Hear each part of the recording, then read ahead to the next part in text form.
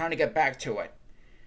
I previously stated that there are a handful of anime that I remember seeing over the years, but there's one anime that I am more comfortable with, yet no one is talking about it.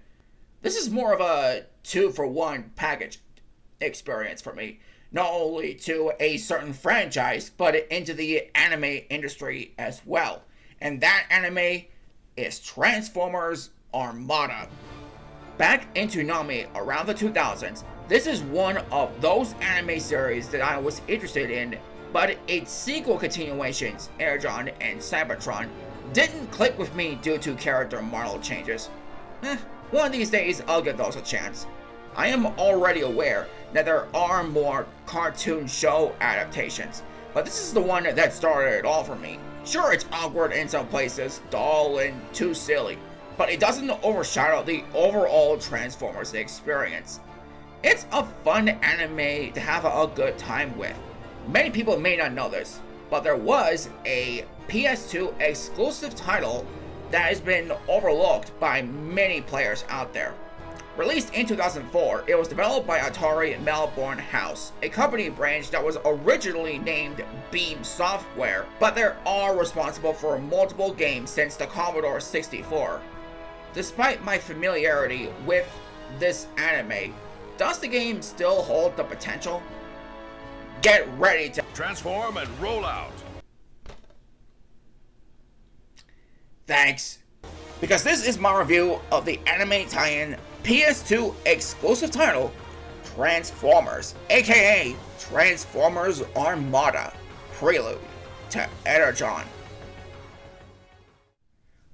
Just like the Looney Tunes Back in Action game, this game loosely follows the events of the anime while keeping the current goal and similar premise in check. The story begins in Cybertron, where both the Autobots and Decepticons are locked in an endless struggle against each other. At the center of it all is the Minicons, small robots that grant a boost to any Cybertronian potential. The Minicons make their escape from Cybertron by using their own evacuation space arc, but when the Minicons crashed on Earth, their ancient distress signal was activated countless years later. Yes, I know the anime said thousands of years ago, but the game tried to clarify that it happened a million years ago. I don't know if the developers tried to clear some mistranslated issues or what. It was that same distress signal that caught both sides immediate attention, and the Autobots moved their battleground to Earth as they tried to find all the Minicons before the Decepticons get to them first. Autobots, we must stop Megatron. Roll out! Players can choose between 3 Autobots, each with their own traits and stats. Optimus Prime had higher attack and defense than his comrades, but at the cost of low speed and movement. Hotshot is more opposite to Optimus, with his higher speed but lower attack and defense stats. Red Alert, or Blur, as he prefers to be called depending on the translations. He is more balanced than the 2 Autobots, with speed, attack, and defense on equal footing. If choosing Optimus Prime for the mission, Blur will call in for the mission objectives. Yet, at times he talks so fast that I couldn't understand him, and I had to repeat the message just to clarify. Did you get that?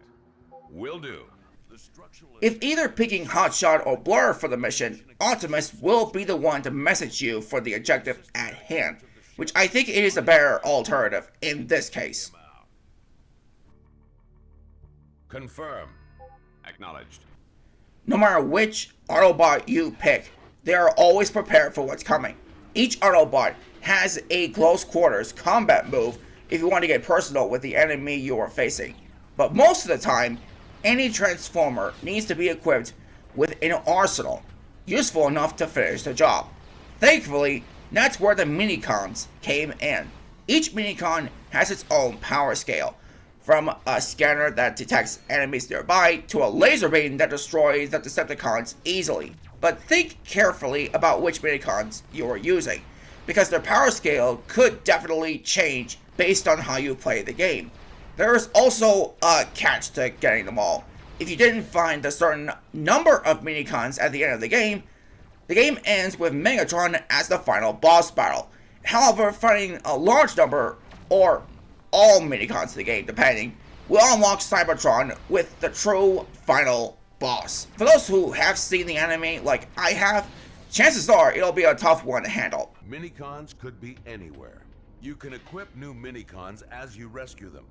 If you want to modify your minicon loadout, return to Autobot HQ via a warp gate. The minicons have launched warp gates across the planet. Whenever you get close to one and activate it, it'll automatically save your progress. It can also be used as a drop zone. Whenever you decide to switch Autobots or change your arsenal with the minicons you have already obtained, should you be having trouble with getting through. If you run out of health, you have the option to go back to Autobot HQ and choose a different strategy, or go back to the last warp gate you passed by. Unlike the anime, Megatron will not be going in alone. For gameplay reasons, Megatron has brought in his new Decepticon soldiers and similar characters to fight, including Tidal Wave and Starscream. But Starscream, for some reason, didn't sound the same from the anime, which really bums me out. Then again, it's just a nitpick that's worth mentioning. Collecting Datacons are entirely optional as well, though they're not important to the game other than unlocking special features. Collecting just enough of them will unlock concept art, animated clips from the G1 Transformers animated series, music tracks, and tons of other extras in the archive section of the game.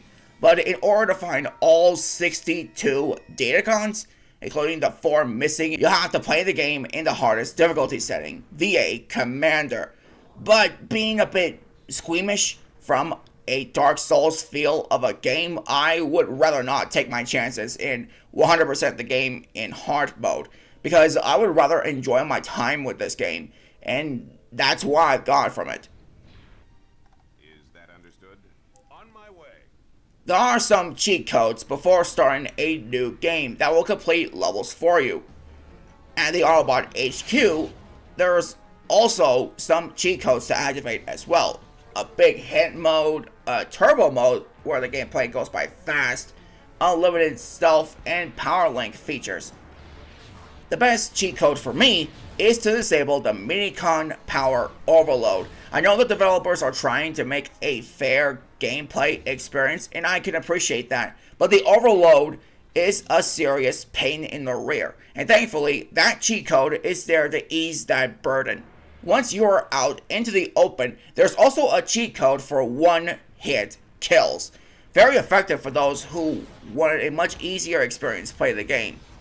Lastly, there's a cheat code for invincibility, which is great and all, but I didn't activate it because I was having too much fun without that code in my playthrough.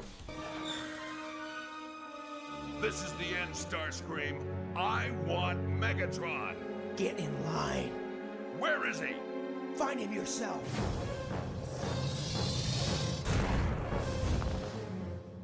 Picking the best location in the game for me was Alaska.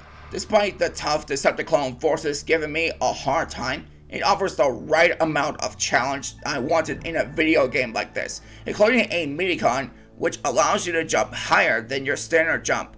Very effective in the Starship stage too. Obviously, the worst location is the Pacific Island, the last stage in the game. Megatron will not hold back with his army. You have to be at your best to blast through everything. Otherwise, you're going to have a hard time getting through just to find him. One of the best advantages that this game had, it stays true to the source material. Well, obviously, the anime, in terms of the overall feel. Once you start the game, the nostalgia aspect hits you straight in the face, but only for those who have seen Transformers Armada, especially with the 2 leading actors who reprised their roles. David Kaye, who voiced Megatron, and Gary Chalk, who voiced Optimus Prime. The gameplay ultimately feels like a Dark Souls game, long before its time by From Software, but under the Transformers name. The Decepticon soldiers are everywhere, and will give players a fair challenge, depending on the difficulty setting you have set the game in.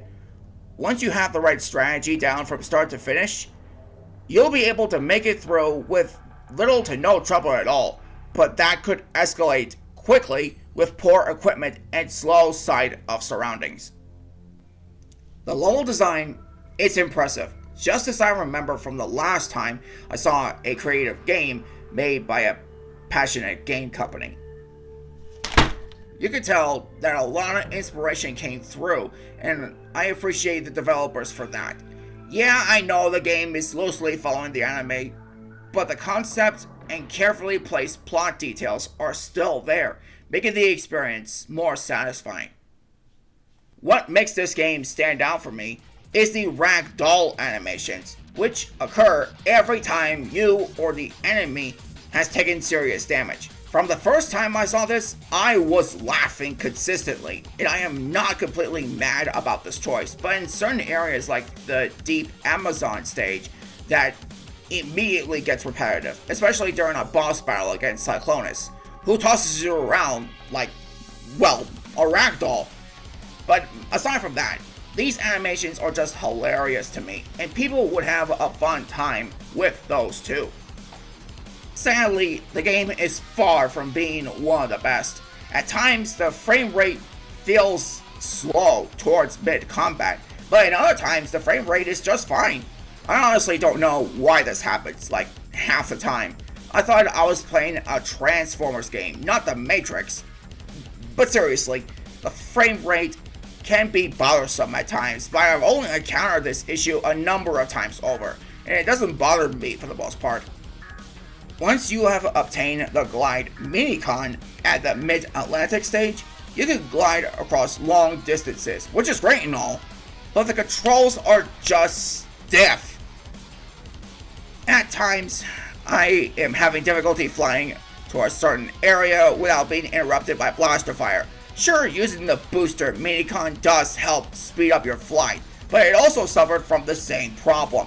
Just as long as you figure out where to go and find a good spot to start gliding, it won't be too much trouble.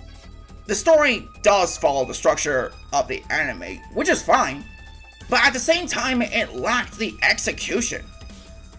People often complain that humans on Earth are suddenly involved in certain scenarios, but rarely, with the right development treatment, they can be useful and likable too. In this game, however, no human is within sight whatsoever. Might have been avoiding personal damage. Aside from that, the game has kept it too simple and too safe to play. Spoiler ahead for the anime. But because of the player's determination to get most minicons, or all of them, depends, Cybertron is only used as a stage for the true final boss of the game. The controls are somewhat sensitive. The final boss moves around very quickly, unlike the series finale, and it gets more difficult the more you try to hit the only weak point that guy had. Plus, the jetpack can only be used once, thanks to the minicon's assistance. But at least the game does show you the controls for this stage properly. I'm sure there are tons of Transformers games out and about, but it's not every day that games like this deserve to be overlooked. Yet, does this game hold up? In a way, it kinda does. Despite its lack of story, the game makes up for its gameplay options, direction, and the nostalgic aspects for those who have seen the anime. This is a true guilty pleasure experience, something that would set my mind off easily. Definitely underrated, but it is a rare gem on the PS2, and that's not an easy thing to accomplish. Casual players should check this one out if they want to play a Dark Souls game with blasters under the Transformers name. As a game for teenagers, that's honestly divisive. In terms of story, this is not the best pick for them. Gameplay wise, however, this is a great experience, just for having fun for the heck of it.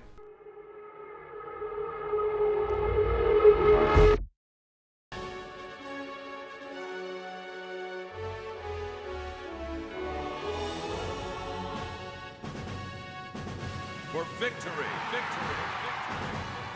for Cybertron.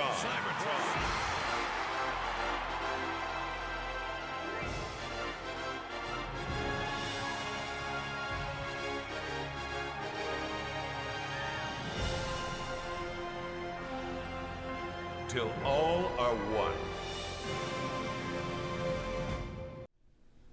The ultimate conflict begins. Whew.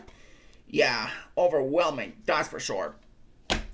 This is definitely a rare occasion for me to have a good time. But let me tell you, games like this doesn't have to be successful just for every speck of detail.